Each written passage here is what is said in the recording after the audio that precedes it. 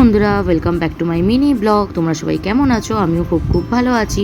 আজ হচ্ছে রামভাসান, তো কালকের ভিডিও এটা। তো কাল আমরা রেডি হয়ে মা মেয়ে বেরিয়ে পড়েছিলাম, সব বন্ধুদেরকে ফোন করেছিলাম যে চল না রামভাসান, তো একটু রাম ঠাকুর দেখে আসি, খুব মন চাইছে। তো কেউ আমার সাথে যাওয়ার জন্য রাজি হয়নি, সবাই ল্যাদ খেয়ে পড়েছিল। তারপরে মাকে বায়না করলাম যে মা চলো একটু রাম ঠাকুর দেখে আসি। তো রেডি হয়ে চলে গেছিলাম বাপের বাড়িতে, আর এটা হচ্ছে আমার বাবার ফ্ল্যাট, মানে আমার বাপের বাড়ি। তো মেয়ে আমার নাচতে লেগে গেছিলো, আর আমার মায়ের একটা ছোট্ট ঠাকুর ঘর। তো তোমরা সবাই জানিও কেমন হয়েছে। আর মা রেডি হচ্ছিল, তাই জন্য মেয়ে বারান্দায় একটু নাচানাচি করে নিল। ও যখন পাচ্ছে তখনই নেচে নিচ্ছে, কী আর বলবো। তো এখান থেকে মন্দিরতলার আমাদের সেকেন্ড ব্রিজটা দেখা যেত, কিন্তু সামনের ওই ফ্ল্যাটটার জন্য এখন আর দেখা যায় না। তো ভাবলাম বারান্দায় এসে একটু টুক করে নিই ভিডিওটা। তো তারপর রেডি হয়ে চা খেয়ে বেরিয়ে পড়েছিলাম। আর এই যে তারা মায়ের এক মন্দির, তো নমস্কার সেরে রাম ঠাকুরের মেন গেটে, আমাদের রাম মন্দিরের মেন গেটে ঢুকছিলাম। আর ভিড়টা দেখো তোমরা, প্রচণ্ড পরিমাণে ভিড় ছিল। আমার মা তো ঢোকেনি, মা বাইরে দাঁড়িয়েছিল, আর আমরাই গেছিলাম, আমি আর আমার মেয়ে গেছিলাম। আর তোমরাও ঠাকুরের দর্শন করে নাও। আজকে আমাদের এখানে রামভাসান।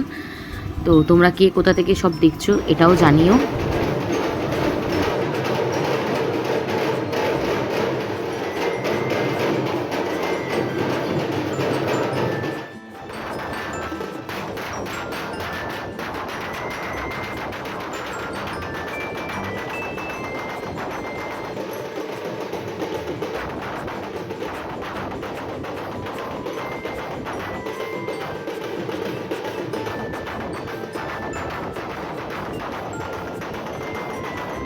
রাম ঠাকুর চলে যাবে বলে খুব তোড়জোড় হচ্ছে রামতলায়। তো বেরিয়ে মেয়ে একটু ফুচকা খেয়ে নিল। আর আমার এখানে কাণ্ড দেখো, আমি এই খেলাটাকে দেখে আমার খুব ভালো লেগেছিল, তাই একটুখানি কাকুকে বললাম কাকু একটু ধরো, আমি তোমার ভিডিও করে নিই।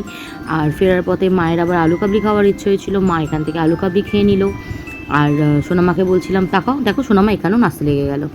কী আর বলবো, যেখানে পাচ্ছে সেখানেই আমার মেয়ে নাচতে শুরু করে দিচ্ছে। এই যে আমার মা। আর ফেরার পথে এনার দোকান থেকে একটা ছোট্ট জিনিস কিনেছিলাম। আর রাত্রিরে ডিনার ছিল চিকেন বিরিয়ানি, চিকেন চাপ। তো ভালো লাগলে লাইক করে দিও, একটা কমেন্ট করে দিও। টাটা বন্ধুরা, দেখা হচ্ছে আবার পরে নেক্সট ডে। টাটা।